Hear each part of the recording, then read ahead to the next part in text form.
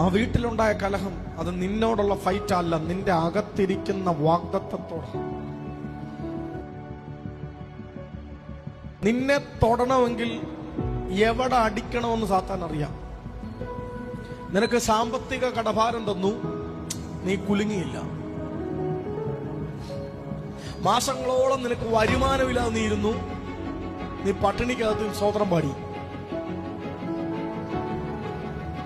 നിനക്ക് ചില രോഗാവസ്ഥകൾ വന്നു, ആ രോഗത്തിനകത്തും നീ പാട്ടുപാടി.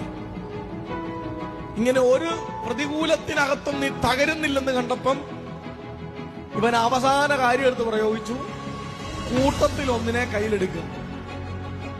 എനിക്കറിയാമല്ല ഞാൻ ഏത് കുടുംബത്തോടോ ആരോടായി പ്രവചിക്കുന്നത്.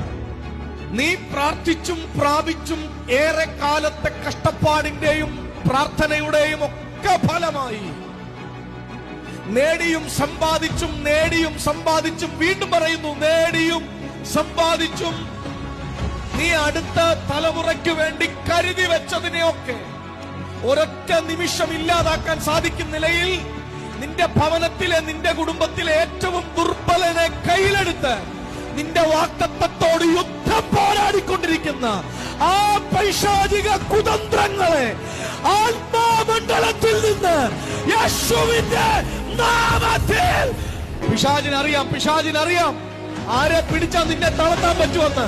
സാത്താൻ അറിയാം ആരെ കയ്യിലെടുത്താൽ നിന്നെ ക്ഷീണിപ്പിക്കാൻ പറ്റുമെന്ന്. ആമേൻ, ആമേൻ. അവന്റെ മുഴുവൻ കുതന്ത്രത്തിന്റെ മേളിലും ദൈവത്തിന്റെ പരിശുദ്ധാത്മാവിന്റെ പരിജ്ഞാനം പ്രാർത്ഥിക്കുന്നവന്റെ മേൽ